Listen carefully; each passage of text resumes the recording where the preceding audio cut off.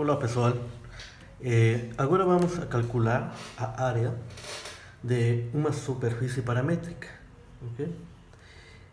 Vamos começar com o seguinte: vamos supor que uma superfície é representada por uma equação paramétrica, uma equação da forma R vetor, que depende de dois parâmetros, como nós sabemos, igual a uma função x de dois parâmetros na direção y, mais uma função epsilon, que depende de dois parâmetros, os mesmos parâmetros, na direção j, e uma outra função c, de u e v, na direção k. E, como nós sabemos, o domínio da função, nós podemos representar ele em um plano u e v. Vamos supor que este é o domínio da função. Então, para cada valor de u e de v, nós vamos ter um valor de r. Isso é, vou considerar esse ponto aqui com valores u e v, j. Ok? Esse ponto vai para um ponto na superfície, certo? O que a gente já sabe. Vou supor que esse ponto chega num ponto aqui da superfície. Isto é R de UI e VJ. Agora,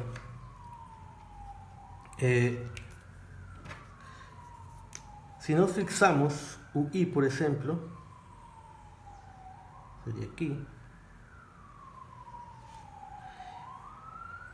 e deixamos variar V na linha com o I fixo, este daqui, como já sabemos, vai gerar uma curva que está sobre a superfície, ok? Se eu faço o mesmo para outro valor, eu vou obter uma outra curva. E assim. Para cada valor de U, eu vou obter alguma curva na superfície. Ok? Se eu faço o mesmo nos valores de V, aqui está VJ,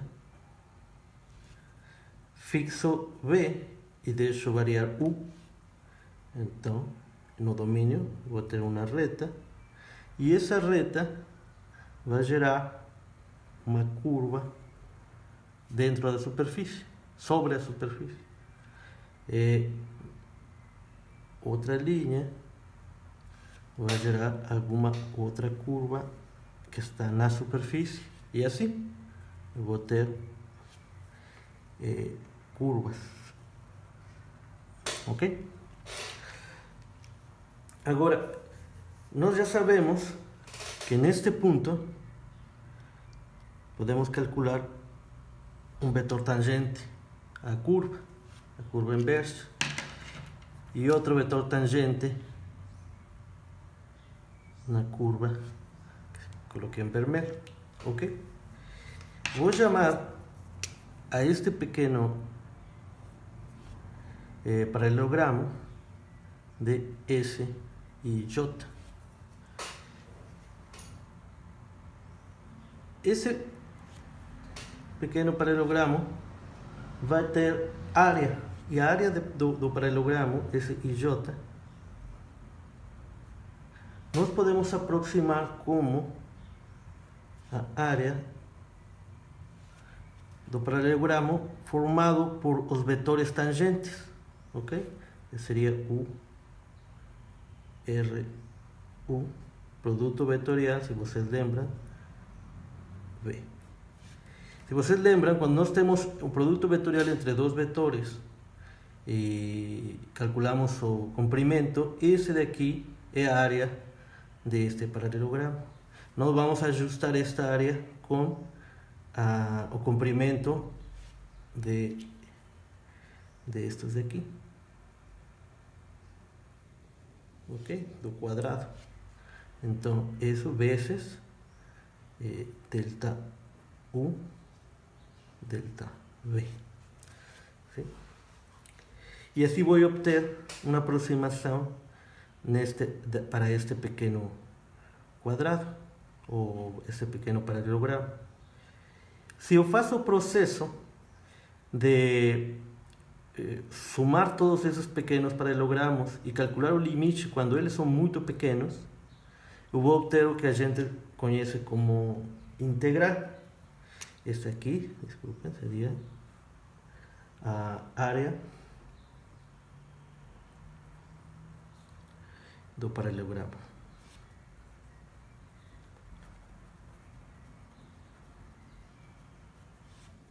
Desse daqui, ok? Então, fazendo o processo de somar todos e fazendo estes muito pequenos, eu vou a chegar ao conceito de integral.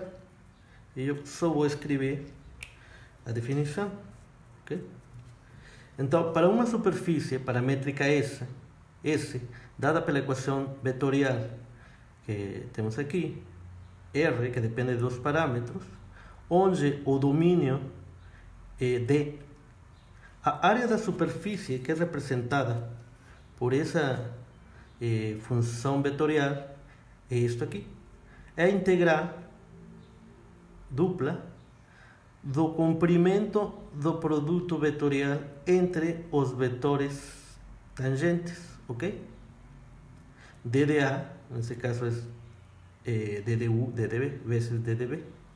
Agora, algo importante é, nós temos que verificar que esse domínio cubra só uma vez a área que nós queremos conhecer, ok? Ou a superfície que nós queremos, da qual queremos calcular a área. Bom, essa seria a fórmula que a gente vai utilizar. Vou fazer um caso particular, vou escrever essa fórmula para um caso particular. Vamos imaginar que nós temos uma função, uma superfície com a seguinte parametrização: x igual a x, y igual a y, e eu conheço c como uma função de x e y. Este daqui seria o gráfico da função, certo? Então eu simplesmente fiz uma parametrização onde os parâmetros são x e y, sendo que eu conheço esta função. Se eu conhecer uma função g que depende de x e c, por exemplo, então eu vou considerar outra parametrização: x igual a x, c igual a c e y igual a função, a outra função, ok? Bom, vamos continuar com esta em especial. Então, de aqui, a função vetorial é simplesmente R é igual a x em i mais y j mais f, que depende de x e depende de y, na direção k. E agora vou calcular as derivadas parciais. RU igual a derivada parcial de R em relação a x, porque agora o parâmetro é x, é igual. Na primeira é 1, na segunda é 0, não temos x, e a terceira é a parcial de f em relação a x, ok? R y igual a la derivada parcial de r em relação a y, vetor, lembre, é igual, na primeira é 0, na segunda é 1, y a tercera es a derivada parcial de f em relação a y em K. Agora, eu vou calcular, se vocês veem, eu preciso calcular o produto vetorial das derivadas parciais, ok?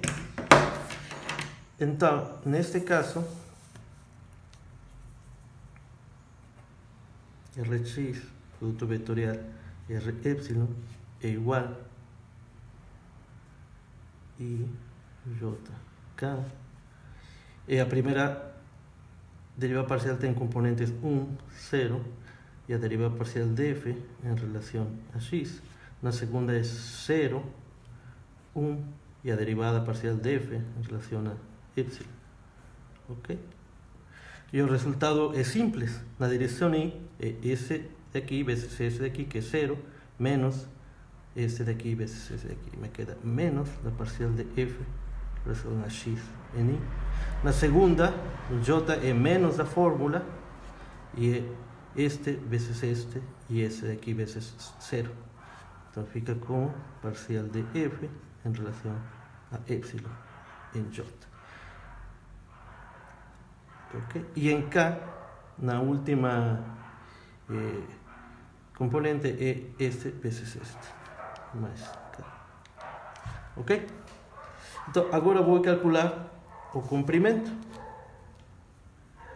O comprimento de Rx, produto vetorial Ry, é simplesmente a raiz quadrada de essas três.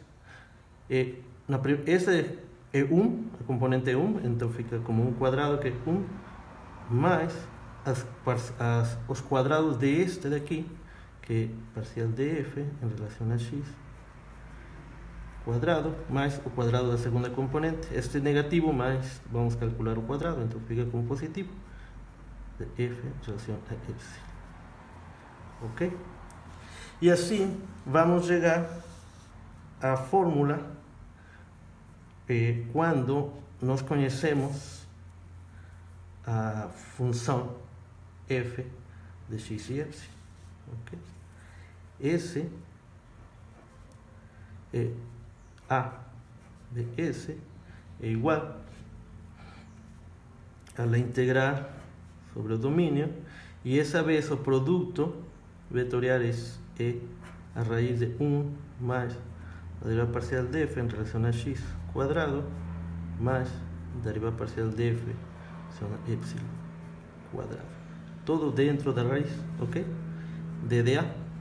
Neste caso, DDA é DDx, DDy. Ok?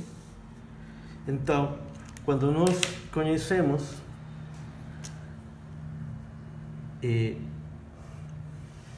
a função, uma função C, uma função das variáveis x e y, nós podemos utilizar diretamente esta fórmula, ok? No caso, como falei, que se a gente conhece uma função g, por exemplo, de x e c, então a fórmula vai mudar um pouco, mas isso vamos a ver com alguns exemplos.